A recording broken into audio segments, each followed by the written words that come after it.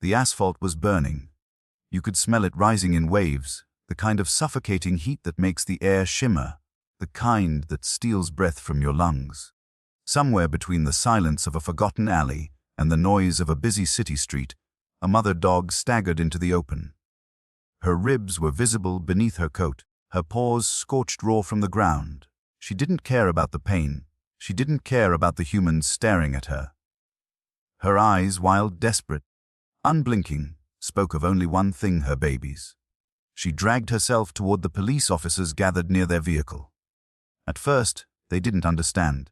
She circled them, collapsed at their feet, then pushed up again with a trembling whine that sounded like pleading. Her tail thumped weakly, not in joy but in prayer. She barked once, sharp and urgent, then ran a few steps before looking back at them, eyes burning with insistence. In that moment, there was no doubt. She wasn't asking for food. She wasn't asking for herself. She was begging for a miracle, for someone to follow her into the inferno of 40-degree C heat, where tiny lives waited, wilting in the shadows. Your support keeps us going. Don't forget to like, share, and subscribe. The day felt like it had been set on fire. Heat pressed down from every angle, heavy and merciless, as if the sky itself had turned into a furnace. Even the trees along the street looked weary, their leaves drooping, their shadows short and sharp against the asphalt. Cars groaned in the distance, their engines radiating waves of heat that shimmered in the air. The air smelled faintly of metal and dust, the taste of it sharp in the throat. It was the kind of day where animals hid, where even children were kept indoors, the kind of day no living thing should have had to fight through. And yet, through that wall of suffocating heat she appeared. A dog, lean, trembling, her fur dulled by dirt and exhaustion, stumbled into the open. Her chest heaved with shallow, ragged breaths. Each step looked like it cost her more than she had left to give. Her paws landed softly but unsteadily against the burning ground, and each time she winced. Still, she didn't stop. She couldn't. There were men standing by a police vehicle, their uniforms crisp against the sweat darkening their collars. They were busy with conversation, laughter even, the easy banter that comes with routine. Until she broke through. She staggered right up to them, and at first, they glanced at her as though she was just another stray, a common enough sight in the city. But something about her stopped them. She didn't bark endlessly. She didn't growl. She didn't even shrink away. Instead, she lowered herself onto her haunches in front of them, body trembling, chest still heaving, her eyes sunken. Wild, but so full of unbearable light, locked onto theirs. They weren't the eyes of a stray asking for scraps. They weren't begging for herself. One of the officers shifted, muttering, "Poor thing," and reached a cautious hand toward her. She didn't flinch. Instead, she let out a sound that seemed to scrape her throat raw. A low whine sharp at the end, a noise that didn't sound like hunger or fear. It sounded like pleading. She pushed herself up, legs wobbling, and then she barked. Just once, urgent, clipped, almost desperate. Then she took 2 steps away from them, head turning back sharply, ears perked. Another bark, and then she stared at them, eyes shining with something almost human in their intensity. The men exchanged looks. One squinted in the direction she pointed herself toward, but saw only an empty stretch of alley in the distance. "What is she doing?" one asked. The dog circled back to them, her body quivering now, and then collapsed again, her paws slipping under her weight. Her tongue lolled out, dry and cracked, but even then she tried to stand. She pushed up once more, barked again, and this time she ran. Not fast. Her body was too weak for that, but she moved with a determination that made the men pause. After only a few steps, she stopped, spun around, and fixed her gaze back on them. It was the unmistakable rhythm of leading. One officer stepped forward, almost instinctively. Another hesitated. "She's just straying," he said, wiping his forehead with the back of his hand. "Dogs do this all the time." But the first man shook his head, eyes narrowing as he looked at the animal. "No. Look at her. She's trying to tell us something." The mother barked again, softer now, her throat fraying. Then she lowered herself to the ground, pressing her belly flat, her tail thumping weakly against the asphalt like a drumbeat of desperation. It wasn't joy. It wasn't playfulness. It was prayer. When she finally pushed herself back up, and turned once more toward that hidden alley. There was no mistaking the urgency in her steps. Her eyes flicked back, meeting theirs, as if she couldn't believe they hadn't already followed. The silence stretched heavy between the men. Then the one who had first stepped forward swore under his breath, grabbed his cap tighter against his head, and started after her. The others called after him. "You really going to follow a dog in this heat?" But something in the first man's voice cut through the disbelief. "She's not running away from us," he said, his words low, steady. "She's leading us. And if I'm right, whatever's out there doesn't have much time left."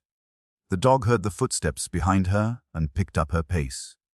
Relief, faint but visible, shimmered in the way her tail lifted slightly higher. Her body trembled with exhaustion, but she didn't stop. The men trailed behind, grumbling against the heat. Still not certain, but unable to turn back now. The path ahead was dusted with broken bottles, shards of old glass glittering in the unforgiving sun. The ground itself smelled scorched. As the group pushed deeper toward the alleys, the sounds of the city grew quieter, replaced by a stillness that felt almost ominous. Each time the mother paused to look back, her eyes screamed the urgency of a secret she couldn't voice. And with every glance, the officers felt a tightening in their chests, a gnawing suspicion that whatever waited at the end of this desperate journey would not leave them unchanged. And so they followed, pulled not by orders, not by duty, but by the silent, raw plea of a mother who had no words left, only love. The alley swallowed them whole. From the brightness of the sun-baked street, stepping into that shadowed passage felt like walking into another world. The air grew dense, thick with the stink of rust and garbage, and above it all, something sharper, smoke. Not heavy enough to be obvious at first, but faint, curling, creeping along the back of the throat. The officers exchanged uneasy glances, but the dog pushed forward, her paws clicking weakly against the cracked concrete. She barked once more, hoarse, almost broken, and then darted ahead with what little strength she could summon. The men followed, their boots crunching through broken glass and scattered debris. The alley twisted like a serpent, narrowing into tight corridors where even the light of the sky seemed reluctant to enter. The walls rose tall on either side, graffiti scarred and peeling, windows barred shut. Somewhere above, a door banged loosely against its hinges, its hollow clap echoing. Then they saw it. Smoke. Thicker now, rising in thin grey ribbons from a half-collapsed shed tucked against the far wall of the alley. Its tin roof sagged dangerously. The edges curled as though clawed at by flame. The officers froze, hearts thudding, the reality of the situation crashing into them. This wasn't a stray's den. This was danger, real, immediate danger. The mother dog gave a guttural cry, something between a bark and a sob, then lunged toward the shed. She tried to squeeze through a gap beneath the warped wooden door, her body scraping, her nails tearing against the wood. She pushed, clawed, whimpered frantically, but her exhausted body betrayed her. She collapsed at the threshold, chest heaving violently, eyes frantic with desperation. The officers rushed forward. One grabbed her by the scruff, pulling her back gently but firmly, while another pressed his hand to the shed's door. It radiated with heat, nearly searing through his palm. "God," he whispered, "there's something inside." A sound rose from the shed, faint, muffled, but unmistakable. Whimpers. Not the guttural cry of a grown dog. Higher, smaller, fragile. The realization struck like a blow. Puppies. The mother let out another howl, shoving against the officer's restraint. Her body was failing, but her will was unbreakable. She scratched the ground, flinging up dust, her eyes darting from the men to the door, as if begging, no, demanding, that they act. The second officer cursed and tried the handle, but it refused to budge. Warped by heat, sealed shut. Inside, the smoke thickened. The faint cries grew weaker, punctuated by coughing sounds so small they were nearly lost beneath the crackle of smoldering wood. The men snapped into action. "Radio in," one barked. "We need backup." "Fire unit." Another officer already had the handset pressed to his mouth, his voice tight with urgency as he relayed their position. But even as he called for help, his eyes flicked toward the smoke, toward the door trembling with the weight of its own heat. He knew. They all knew. By the time help came, it might be too late. The first officer stripped off his jacket, wrapped it around his arm, and slammed his shoulder against the door. It groaned, but held. He tried again. Harder, teeth bared with effort. A third joined him, boots skidding on the slick ground as they hurled themselves against the stubborn wood. Finally, the frame gave, splintering with a scream of tortured nails. The door swung inward with a rush of hot smoke, dark and acrid, burning their eyes, cloying their lungs. They staggered back, coughing, but forced themselves in. The inside of the shed was chaos. Flames licked up one wall, small but hungry, feeding on old rags and paper. The air shimmered with heat, the wooden beams groaning as if the structure itself was alive, fighting to stay upright. And there, in the far corner, huddled beneath a collapsed sheet of corrugated tin, tiny shapes writhed weakly. 6 of them. Puppies, their fur patchy and eyes wide, squeaking helplessly as the smoke pressed down on them like a suffocating blanket. The officers froze for only a second, the sight pinning them in place, before instinct surged through their veins. "Get them," one shouted. They lunged forward. The smoke was suffocating, each breath searing their throats, their vision blurring with tears. One officer pulled at the tin sheet, his muscles straining as the metal seared his palms even through his jacket. With a roar, he wrenched it free, flinging it aside. The puppies let out tiny cries of alarm, scattering weakly against the corner. The second officer scooped up 2 at once, their tiny bodies trembling against his chest. Another reached for 3 more, cradling them close, shielding them from the swirling smoke. The last one, a runt, struggled to crawl, its little paws scraping against the blackened floor. The officer closest to it dropped to his knees, grabbing the pup and pressing it against his chest. The puppy coughed, wheezing, but it was alive. Behind them, the mother barked from outside, loud, frantic. Each cry tearing at her throat as though she could will them to hurry.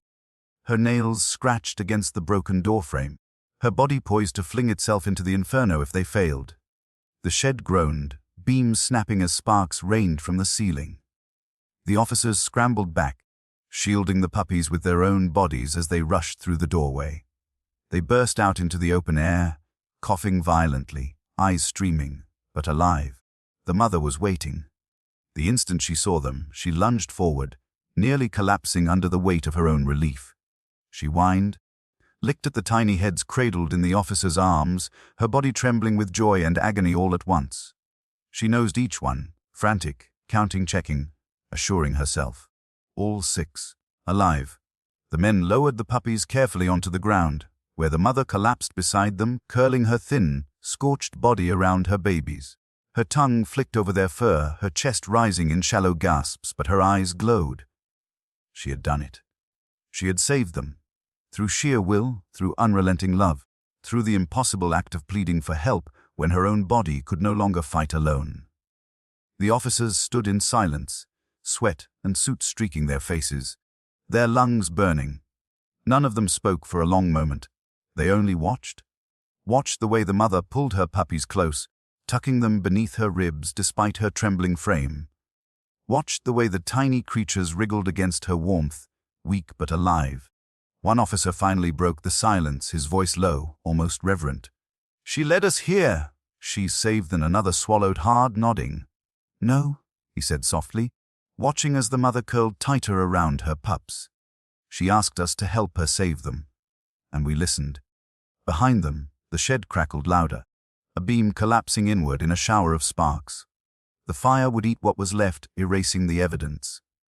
But the true story had already been written, etched into the hearts of every man standing there. The story of a mother's plea, and the 6 fragile lives who answered it. The world outside the alley was blinding. Sunlight spilled across the officers' faces as they stumbled back onto the street, lungs heaving, arms trembling, their uniforms streaked with soot. But in their arms, and at their feet, was the fragile miracle of survival. 6 tiny lives pressed against the earth, still coughing, still blinking, their bodies coated in ash but breathing. And one exhausted mother, curled around them like a shield of flesh and bone, refusing to let anything come between them again. The street, moments before just another forgotten corner of the city, had transformed into a stage of reverence. Neighbors had begun to gather at the edges, drawn by the smoke and the commotion. Faces peered from windows, Children stood wide-eyed behind their mothers' skirts, whispering in awe. But the scene belonged not to them, not even to the men who had risked their lungs and skin inside that collapsing shed. It belonged to her, the mother dog. She was trembling, her fur patchy and sinned, her ribs sharp against her skin, but her eyes burned with something primal and unbreakable. Relief, gratitude, love. The kind of love that doesn't ask, doesn't negotiate. It simply gives everything until there is nothing left. The officers crouched, forming a loose circle around her. None of them spoke for several minutes. The weight of the moment demanded silence. It was the kind of silence that pressed into the chest, that made the ordinary world fall away. Only the sound of the puppies mewling softly, their tiny lungs filling with precious air, carried through the stillness. One officer, the youngest of the group, finally dared to reach out. His hand, still smudged with ash, hovered uncertainly before resting near the mother's paw. She flinched but did not pull away. Instead, she looked at him, deep unblinking, her gaze sharp as glass but wet with exhaustion. Then, slowly, she lowered her head, pressing her snout against his hand. It was not surrender, it was trust. A fragile thread spun in the heart of a broken alley, between species who spoke no common language but one care. The young officer swallowed, his throat tightening. "We need to get them somewhere safe," he whispered. The others nodded. One unclipped his utility belt and fashioned a makeshift sling from his jacket, gently tucking the smallest pups inside. Another officer shrugged off his vest and laid it on the ground, inviting the mother to climb onto it. She resisted at first, curling tighter around her pups, but when they lifted the makeshift sling and carried it beside her, she seemed to understand. With aching slowness, she stepped onto the vest, her body trembling under the strain, her eyes never leaving the bundle of life carried in her rescuer's arms. Together, they moved as one, a strange procession through the city's forgotten streets. The officers, hardened by years of routine calls and brutal encounters, found themselves softened, humbled, as though carrying relics instead of living creatures. The mother limped alongside, at times stumbling, at times pressing her head into the side of the jacket sling, reassuring herself that her babies were still there, still alive. By the time they reached the station, word had already traveled. A few officers stood waiting at the steps, their faces etched with concern. One ran forward with a bowl of water, another with a blanket. The air here smelled different, cleaner, cooler, and the mother collapsed onto the blanket the moment it touched the ground, curling her long frame around her puppies as they were placed gently beside her. The station yard, usually filled with the metallic bite of engine oil and the chatter of radios, fell quiet. Officers who had faced riots and gunfire now stood in silence, watching as the family of 7 breathed in unison. The pups suckled weakly, the mother licking their tiny faces with a devotion that seemed to erase her own pain. It was then that the enormity of what they had witnessed began to settle in. This was not just an animal rescue, it was a testament, a living parable of sacrifice and faith. The mother, starved and scorched, had chosen not to abandon her young, even when her own body had begged her to collapse. And when she could no longer save them alone, she had crossed the line of instinct to plead with humans, dragging herself into their world, into their mercy. The youngest officer crouched beside her again. His eyes were damp, though he hid it with the edge of his sleeve. He thought of his own mother, how she had once waited on the porch through a storm until he came home from school. He thought of the way love often looked foolish to outsiders, reckless even, but inside felt like the only thing that made life worth surviving. She knew. He murmured, voice hushed as though speaking too loud might break the spell. She knew someone would help her. The senior officer, the one who had smashed the shed door, shook his head slowly. Or maybe, he replied, eyes on the trembling mother. She just didn't care if it killed her. Not if it meant giving them a chance. They stayed like that for hours, taking turns bringing bowls of water, scraps of food, anything to ease the little family's suffering. Some officers brought their own sandwiches, tearing them into small pieces. Another rushed to the corner store for milk, improvising a bottle for the weakest pup. As dusk settled, painting the yard in hues of gold and violet, the atmosphere shifted. The exhaustion of the day gave way to a kind of quiet reverence. The mother, her body finally loosening, rested her head against the concrete, her eyes closing as her puppies nuzzled against her. For the first time, her breathing slowed into something steady, no longer frantic with fear. One officer pulled out his phone, snapping a photo without thinking. The image captured more than just a mother and her young. It captured resilience. It captured the moment when the line between human and animal blurred, when compassion became the only language that mattered. They did not know what tomorrow would bring.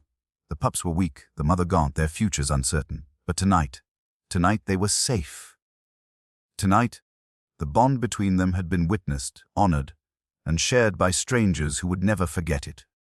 And as the first stars pierced the twilight sky above the station yard, the youngest officer whispered the thought that none of them could shake. If she can fight like that for them, what excuse do we have not to fight for her? The night deepened, and with it came a sharp chill that slipped under the doors of the station yard. The small family huddled on the thin blanket, their breaths visible in the cooling air. For hours, the officers had moved in shifts, refilling water bowls, breaking food into scraps, murmuring reassurances they weren't even sure the animals could understand. But in the quiet hours, when the chatter of radios died down and the hum of traffic outside faded into stillness, a new sound rose. A whimper, high, brittle, almost too faint to hear. One of the smallest pups, no larger than a man's hand, began to twitch against the mother's belly. His breaths came shallow and quick, his tiny chest fluttering like a bird trapped in a storm. His siblings pressed close, but he seemed unable to find the strength to latch on, his mouth opening weakly before falling away. The mother knew before anyone else. She jolted upright, her ribs trembling with effort, and began licking the pup frantically, nudging him closer to her body, pressing him toward milk he could not drink. Her whines grew sharper, more insistent, echoing through the yard like a siren that pierced every heart within earshot. The youngest officer dropped his sandwich and ran to her side. "Something's wrong," he said, voice breaking. His hands hovered uselessly before he scooped the tiny creature into his palm. The pup was frighteningly light, almost weightless, his fur damp with his mother's desperate kisses. His body felt more fragile than porcelain, as though even breathing near him might cause him to shatter. The mother barked sharply, lunging toward the officer, her teeth bared not in violence but in panic. She wanted him back, her baby, her blood. But when the officer knelt, cradling the pup at her level, she paused. Her breath came ragged, her chest heaving, but she didn't attack. She pressed her nose against his hand instead, hovering over her pup, her eyes burning with a plea so raw it made the officer's chest ache. "Hold on," he whispered, his voice trembling as though he were begging a god. "Just hold on." The senior officer was already running inside, shouting for the on-call vet who sometimes assisted the department. Within minutes, a woman in scrubs arrived, her hair still damp from sleep. She carried a battered black medical bag, her face sharp with focus. She knelt on the concrete beside the family, her fingers quick but gentle as she examined the fragile body in the officer's hands. "His hypothermic," she said softly, almost to herself, "is fading." The words cut deeper than any bullet or blade could have. The mother whined and pressed closer, licking the pup as if love itself could ignite warmth in his body. The officers stood frozen, their hands clenched at their sides, their jaws tight with helplessness. "Why need heat? Now," the vet commanded.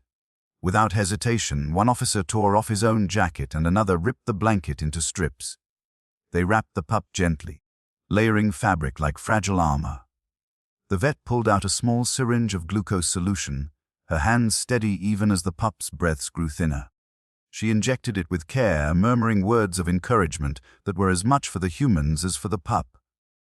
The mother would not move. She pressed her muzzle against the bundle, her breath warm and frantic, her eyes wide as though trying to will her baby's soul back into his tiny chest. Every second stretched into eternity. The officers found themselves holding their own breaths, each tick of the clock echoing like thunder in their ears. Then, so faint it could have been imagined, the pup let out a small squeak. It was weak, broken, but it was sound. The mother yelped softly, licking him again and again, as though she had been waiting for that single sign. The vet smiled faintly, her lips pressed tight against the tears threatening to fall. "He's fighting," she said. "But he's not out of danger yet." For the next hour, the station transformed into something no one could have predicted. Uniformed men and women, officers who had spent their careers chasing criminals and quelling riots, sat in a circle around a single shivering puppy, passing him gently from hand to hand to keep him warm. Some cupped him in their palms, others breathed softly against his tiny body, their stern faces melting into expressions of fragile hope. The mother never left his side, her nose brushing against each set of hands as though monitoring the process, as though reminding them that this was not just a task but her child. The bond deepened, not only between her and her rescuers, but between every soul in that yard.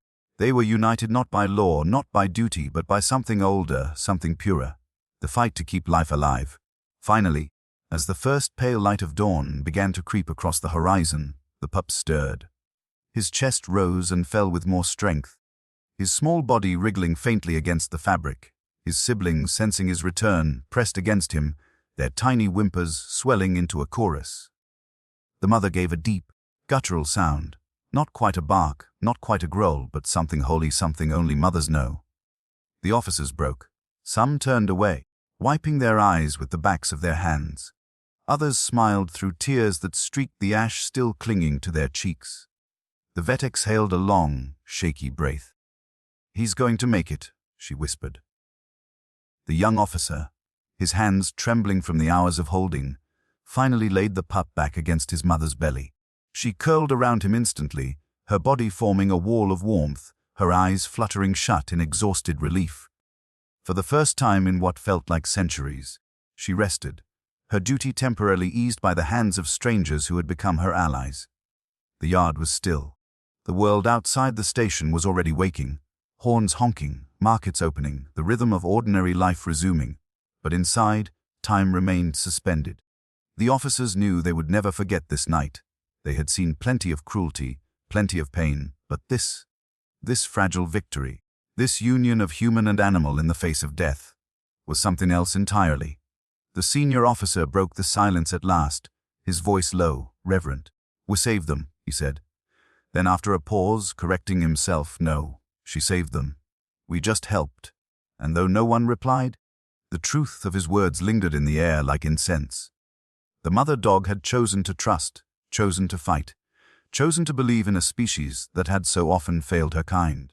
And in doing so, she had reminded them all of something they had nearly forgotten, that love, stubborn, desperate, relentless love, was the strongest force on earth. Morning sunlight filtered through the narrow windows of the police station yard, painting the cracked concrete with long, golden streaks.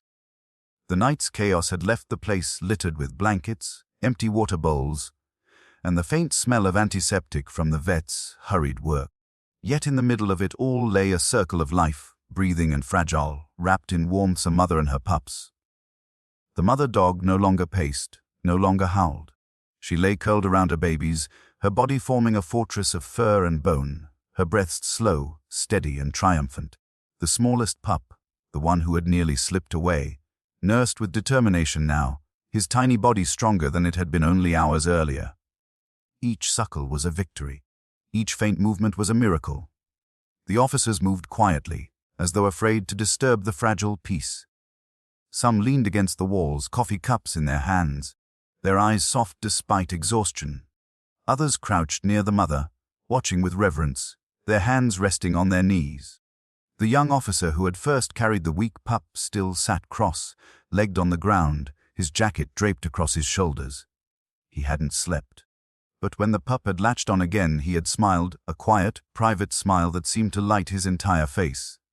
For a long while, no one spoke. Words seemed unnecessary, even intrusive. The only sounds were the soft whimpers of the nursing puppies, the occasional deep sigh of their mother, and the distant hum of the waking city. At last, the vet stood and brushed off her scrubs. She moved toward the officers, her voice hushed but steady. "They'll need shelter," she said. "Real shelter? Food, warmth, care. But they'll survive now." She looked at the mother, Then back at the men and women who had sat vigil all night. She kept them alive. You helped. That's the only reason they're here now. The senior officer nodded slowly. His stern features softened, his eyes fixed on the fragile bundle. We'll make sure they're safe, he said. It wasn't just a promise, it was a vow. The decision was made quietly but firmly. The department would not send them back into the streets, nor to the overcrowded city shelter where survival was uncertain. Instead, the officers pooled what little they had: blankets, food, money for a proper kennel. One officer promised to build a wooden crate by evening. Another offered to speak with a local rescue group. They had seen too much to walk away now. The mother dog seemed to understand. She lifted her head, her eyes meeting theirs. For the first time, there was no desperation in her gaze, no frantic pleading. Only calm, only trust. She let out a low, contented whine and lowered her head again, nuzzling her pups closer. Days passed. The story of the rescue spread, first among neighbors, then through whispers across the district. People began to stop by, bringing scraps of food, old towels, and donations. Children pressed their faces against the station's gates, pointing with wide-eyed wonder at the family curled in their makeshift pen. The officers who had once been seen as intimidating figures now crouched in the yard, laughing softly as the pups tumbled over their boots, their badges gleaming in the morning light. The bond between the officers and the family grew stronger with each day. The once aggressive bark of the mother softened into watchful grumbles, her trust deepening. She allowed the young officer to scratch behind her ears, even leaned into his touch with a sigh. When strangers approached too quickly, she still stood guard, her ears pricked and her body tense, but she no longer saw the uniformed humans as a threat. They were her allies now, her pack. Then came the day when the weakest pup, small but fierce, took his first steps across the concrete. He stumbled, legs shaking, before tumbling onto his side. But he got up again, and again. Each fall was followed by a rise, each wobbled by a determined push forward. The mother's tail thumped against the ground, her pride radiating like sunlight. The officers cheered quietly, their faces breaking into grins. One of them whispered, "He's a fighter, just like her." That evening, when the last rays of sun dipped low, the mother lifted her head and looked out beyond the station gates.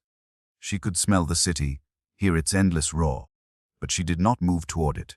She curled tighter around her pups instead. For the first time, she did not feel alone in protecting them. Weeks later, adoptions began. Families who had heard the story lined up, some drawn by pity, others by admiration for the courage of a mother who had begged for help. Each pup was chosen carefully, placed only with homes the officers trusted. Papers were signed, promises made. The smallest pup, the one who had been closest to death, was the last to leave. The young officer held him one last time, his rough hands cradling the fragile life he had once nearly lost. The pup licked his chin, and for a moment, the man's eyes glistened. He whispered, "Be strong, be brave, just like your mom." The mother watched each goodbye with quiet composure. Her eyes followed her pups, but she did not whine or pace. She seemed to understand that this was safety, this was survival. By the end, only she remained, lying in the pen that had once been full of squeaks and scrambles. The officers worried then. Would she grieve? Would she lose the will she had fought so fiercely to keep? But when the young officer knelt and pressed his forehead gently to hers, she licked his cheek and leaned against him, her body warm and steady. And so it was decided. She would not be left behind. The senior officer signed the papers himself. The mother dog would stay, not in the cold streets, not in the uncertain chaos of the shelter, but here with them. She became the station's guardian, its silent companion. By day she roamed the yard, watching over the gates with the same vigilance she had once given her pups. By night, she lay near the officers as they wrote reports, her presence steady and grounding. In time, she became a legend in her own right. People passing the station would see her lying proudly by the entrance, her coat shining, her eyes calm. Children pointed and smiled, whispering the story their parents had told them. The story of the mother who had begged for her babies. The story of the officers who had listened. The memory of that suffocating heat, of that desperate howl, never left them. It lived in the scars of the night, in the fragile miracle of survival. And whenever the officers looked at her, they were reminded of a truth they had once almost forgotten, that love, fierce, unyielding, desperate love, was the greatest force in the world. As dusk fell one evening months later, the young officer sat on the station steps, the dog at his side. The city buzzed around them, indifferent and loud, but in that small space there was peace. He reached out, scratching behind her ears, and she leaned into him with a soft sigh. "You saved them," he whispered. Her ears flicked, her eyes closing as the sun dipped below the horizon. And in the silence that followed, it felt as though she answered, not with words, but with the steady weight of her head against his hand, with the calm strength of a mother who had fought the world and won. And for the first time in a long while, the officer believed that sometimes, even in a world full of cruelty, miracles were not only possible, they were real.